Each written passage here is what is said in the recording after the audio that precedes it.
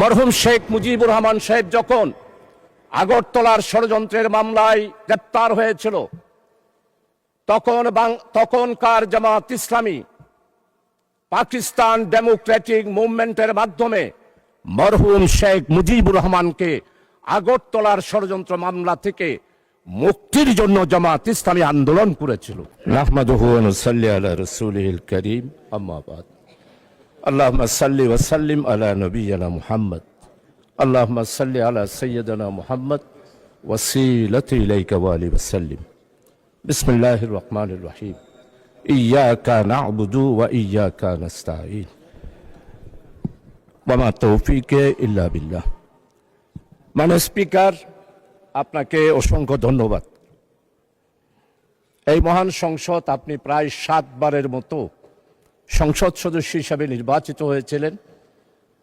অতীতের পার্লামেন্ট আপনার চেয়ে বেশি এখানে কেউ অভিজ্ঞ নয়।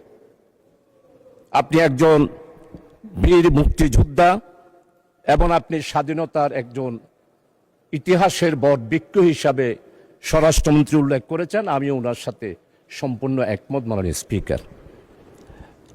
স্পিকার, আজকে আমাদের এই মহান সংসদে আমি সর্বপ্রথম বিশেষ করে আমাদের মাননীয় সংসদ সদস্য অত্যন্ত প্রবীণ এবং ইতিহাসবিদ, উনি যেই কথাগুলো উল্লেখ করেছেন আমি মনে করি এগুলোর জবাব দেওয়ার কোনো প্রয়োজন নেই। তার কারণ হচ্ছে জাতি জামাত ইসলামীকে ইতিহাসের কাঠগড়ায় এইবারের নির্বাচনে আনুপাতিক হারে ভোটের সংখ্যার দিক থেকে জাতি আমাদেরকে স্বীকৃতি দিয়ে দিয়েছে আমরা যে দেশপ্রেমিক, আমরা দেশকে ভালোবাসি, দেশের মানুষকে ভালোবাসি। আজকে কথা উঠেছে মুক্তিযোদ্ধা সম্পর্কে। জামাত ইসলামী এই পর্যন্ত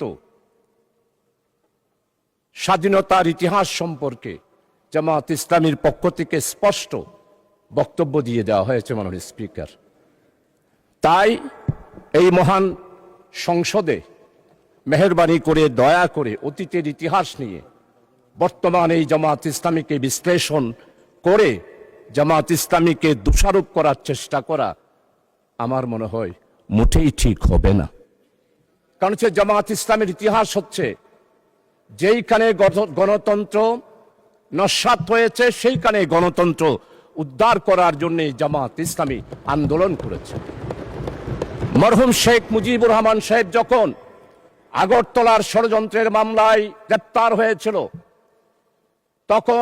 তখনকার জামাত ইসলামী পাকিস্তান ডেমোক্রেটিক মুভমেন্টের মাধ্যমে মরহুম শেখ মুজিবুর রহমানকে আগরতলার ষড়যন্ত্র মামলা থেকে মুক্তির জন্য জামাত ইসলামী আন্দোলন করেছিল।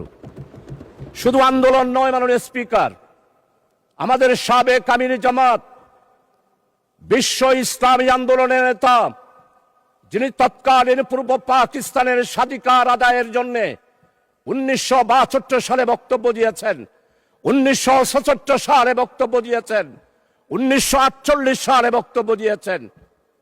মরহুম শেখ মুজিবের মুক্তির জন্য যে ডাইরেক্ট অ্যাকশন কমিটি হয়েছিল, সেই অ্যাকশন কমিটির সেক্রেটারি ছিলেন অধ্যাপক গোলাম আজম এবং জামাত ইসলামী ছিল সেই জোটের একটি সংগঠন। আর জয়েন্ট সেক্রেটারি ছিল জনাব আব্দুস সামাদ আজাদ সাহেব।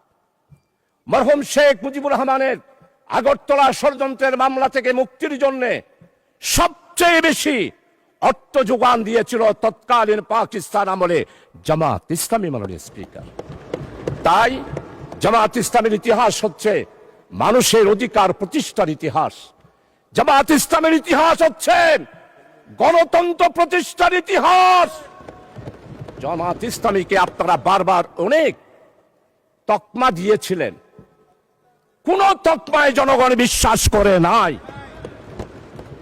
আপনারা বলেছেন আমরা জঙ্গি। জনগণ 12 তারিখের নির্বাচনের মাধ্যমে প্রমাণ করেছে জামাত ইসলামী জঙ্গি সংগঠন নয়, গণতান্ত্রিক নিয়মতান্ত্রিক সাংবিধানিক একটি আন্দোলন এবং সংগঠন। মাননীয় স্পিকার, জামাত ইসলামীর গণতান্ত্রিক ইতিহাস অনেক সময় লাগবে। আপনি যেহেতু আমাকে সময় নির্ধারণ করে দিয়েছেন, আজকে জামাত ইসলামীর ব্যাপারে শুধু এতটুকু বলতে চাই, ভুলে গেলে চলবে না। 1997 সালে দেশনেত্রী বেগম খালেদা জিয়া বৃহত্তর বিরোধী দলের নেতা ছিলেন। চট্টগ্রাম মেডিকেল কলেজে গেলেন, অবরুদ্ধ হয়ে গেল। ফ্যাসিস্ট স্বৈরাচার যারা বাংলাদেশে জঙ্গি কায়েম করেছিল, তারাই বেগম খালেদা জিয়াকে চট্টগ্রাম মেডিকেল কলেজে অবরুদ্ধ করেছিল। আজকে আমাদের মরহুম শহীদ সালাউদ্দিন কাদের চৌধুরীর ছেলে আছে হুম্মাম কাদের, আমাদের সম্মানিত অর্থমন্ত্রী, চট্টলার কৃতি সন্তান, যার পরিবারে উনার আব্বা নয়, উনার দাদা থেকেই মন্ত্রিত্ব ওনারা পেয়ে আসতেছেন। সেই রকম সম্ভ্রান্ত পরিবারের সন্তান উনিও দেশনেত্রী বেগম খালেদা জিয়ার সাথে মেডিকেল কলেজে ছিলেন। আজকে সম্মানিত অর্থমন্ত্রী, আপনি স্বীকার করবেন, সর্বপ্রথম টেলিফোন করেছিল মরহুম শহীদ সালাউদ্দিন কাদের চৌধুরী আমি শাহজাহান চৌধুরীকে। আমি তো জামাত, আমি তো শিবির, কিন্তু সেই দিন আমরা জামাত শিবিরেরা চট্টগ্রাম মেডিকেল কলেজ থেকে দেশনেত্রী বেগম খালেদা জিয়াকে সালাউদ্দিন কাদের চৌধুরীর আহ্বানে জামাত এবং শিবির সেই দিন বেগম খালেদা জিয়াকে আমরা উদ্ধার করেছিলাম। মাননীয় স্পিকার, আজকে স্বাধীনতার কথা বলা হয়, সর্বপ্রথম একটিমাত্র রাজনৈতিক দল পূর্ব পাকিস্তানের স্বাধিকার কোন পথে আসবে, এই ব্যাপারে সর্বপ্রথম পূর্ব পাকিস্তান থেকে যিনি বক্তব্য দিয়েছিলেন তিনি হচ্ছেন প্রফেসর গোলাম আজম। 1970 সালের নির্বাচন হলো, নির্বাচনের পর সর্বপ্রথম একটি রাজনৈতিক দলের পক্ষ থেকে সমস্ত পত্রিকা সাক্ষী, তাসপাটু পাওয়ার শেখ মুজিবুর রহমান প্রফেসর গোলাম আজম বক্তব্য দিয়েছিলেন। আমরাই সেদিন বলেছিলাম সংখ্যাগরিষ্ঠতা হিসেবে আওয়ামী লীগ যেহেতু জনগণ রায় দিয়েছে, তাই শেখ মুজিবের হাতে ক্ষমতা হস্তান্তর করুন। আজকে সম্মানিত আমার অত্যন্ত পরম মুরব্বী ইতিহাসবিদ, আমি ওনার ফেসবুকে সব বক্তব্য শুনি, ওনার মনের ভিতর অনেক আবেগ। 1757 সালের ইতিহাস আপনি তুলে ধরেছেন, পাল বংশের ইতিহাস তুলে ধরেছেন, কিন্তু আপনি কি ফরাজি আন্দোলন, ফকির আন্দোলন, খেলাফত আন্দোলন, ওয়াহাবি আন্দোলন, ওলামায়ে কেরামদের ইতিহাস আপনি তুলে ধরেন নাই? সেই দিন আমাদের খেলাফত আন্দোলন, ওয়াহাবি আন্দোলন, ফকির আন্দোলন, মজলুম আন্দোলন, হাজী শরীয়তুল্লাহর আন্দোলন আপনি যদি তুলে ধরতেন, তাহলেই মনে করতাম আপনি একজন নিরপেক্ষ ব্যক্তি। এখন আমার মনে হচ্ছে আপনি নিরপেক্ষ নয়, আপনি শুধু জামাত ইসলামিয়ার মুসলমান আর ইসলামী আন্দোলনকে আঘাত করার জন্যই পার্লামেন্টে বক্তব্য রেখেছেন। আমার নেতা, আমাদের অপোজিশনের লিডার, উনি মুক্তিযোদ্ধার পরিবারের সন্তান, শহীদ পরিবারের সন্তান, এটার উপরও আপনি আঘাত করেছেন। আপনার মনের বেদনা আমরা বুঝতে পারি। মাননীয় স্পিকার, জনাব প্রেসিডেন্ট ভাষণ দিয়েছেন, সেই ভাষণের ব্যাপারে মাননীয় সংসদ সদস্যবৃন্দ অনেকেই ওনাকে সাধুবাদ জানিয়েছেন। আমরা এটার বিরোধিতা করি না, কিন্তু আমরা স্পষ্ট বলতে চাই, জনাব প্রেসিডেন্ট, আপনি শপথ ভঙ্গ করেছেন, আপনি জাতিকে বিভ্রান্ত করেছেন। আপনি বলেছেন প্রধানমন্ত্রীর পদত্যাগ আপনার কাছে পৌঁছে নাই, আপনি নাকি সেটা গ্রহণ করেন নাই। তাহলে আপনারাই বিচার করেন সংসদে, একজন প্রেসিডেন্ট শপথ নেওয়ার পর কিভাবে জাতিকে বিভ্রান্ত করার জন্য ইন্টারিয়াম গভর্নমেন্ট গঠন হওয়ার 6 মাসের পরেও উনি বললেন শেখ হাসিনার পদত্যাগপত্র আমার কাছে পৌঁছে নাই।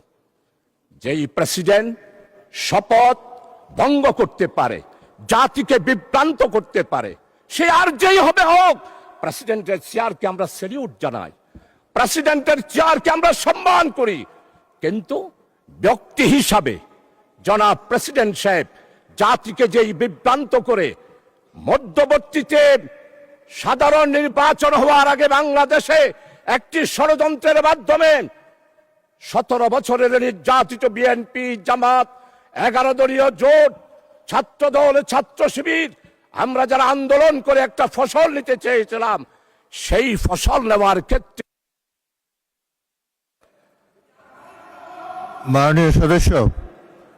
মাননীয় সদস্য আপনি 2 মিনিটের মধ্যে কনক্লুড করেন। অ্যানাদার 2 মিনিটস, 2 মিনিটে শেষ করুন। আচ্ছা ঠিক আছে মাননীয় স্পিকার, আপনার কথা আমি অবশ্যই শেষ করব। মাননীয় স্পিকার, আমাদের নেতৃবৃন্দ আজকে মাওলানা মতিউর রহমান নিজামী নেই, 10 বছর পার্লামেন্টে ছিলেন, আপনি তার সাক্ষী। মাওলানা মতিউর রহমান নিজামী এই পার্লামেন্টে কাকো আঘাত দিয়ে কোনোদিন কথা বলেছে? আমি ওনার বক্তব্য লাইব্রেরিতে গিয়ে সব সময় পড়ি, যেমন শাহজিজের বক্তব্য পড়ি, তেমন মাওলানা মতিউর রহমান নিজামী শহীদের বক্তব্য পড়ি। মাননীয় স্পিকার, আজকে মাওলানা মতিউর রহমান নিজামীকে খুঁজে পায় না পার্লামেন্টে। আল্লামা হযরত মাওলানা দেলওয়ার হোসেন সাইদি রহমতুল্লাহ আলাই উনি এইখানে বক্তব্য রেখেছেন। আজকের সম্মানিত মির্জা ফখরুল ইসলাম মহাসচিব, চরমভাবে শ্রদ্ধা করি, উনি আমাদের কৃষি মন্ত্রী মাওলানা মতিউর রহমান নিজামীর স্টেট মিনিস্টার ছিলেন, প্রতিমন্ত্রী ছিলেন। উনি এত ভালো ভালো পদক্ষেপ নিয়েছেন কৃষি ডিপার্টমেন্টে। আজকের কৃষিমন্ত্রী যিনি আছেন অত্যন্ত বিজ্ঞ।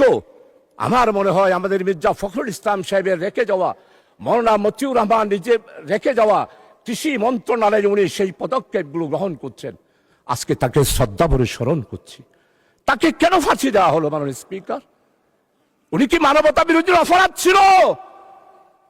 আজকে দেলওয়ার হোসেন সাইদি সাহেবের রাজ সাক্ষী, উনার বিরুদ্ধে সাক্ষী দেওয়ার জন্য যেই সনাতনী হিন্দু ধর্মের ভদ্রলোক ছিলেন, উনি কি বলেছেন?